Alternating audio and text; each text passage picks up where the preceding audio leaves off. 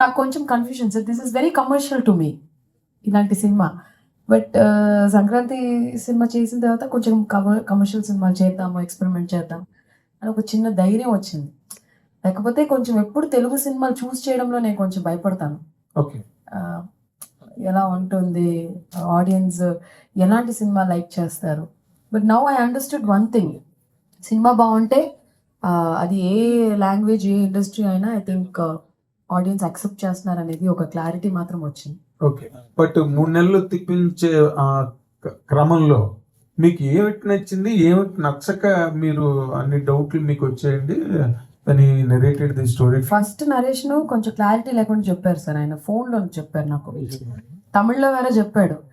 అది పెద్ద తప్పు, అది పెద్ద బూతు. నాకు తెలుగు బాగా వచ్చు కదా, మనం సరదాగా తెలుగులో మాట్లాడుకోవచ్చు కదా, హ్యాపీగా మాట్లాడుకోవచ్చు. నాకు తమిళ్లో చెప్తే ఎందుకు బాబు నువ్వు కష్టపడతావు, 1 hour నరేషన్ చెప్పాడు. ఇంతకీ ఈయనకి తెలుగు రాదేమో నేను అనుకుంటున్నాను. రాని తమిళ్లో గంట సేపు చెప్పు.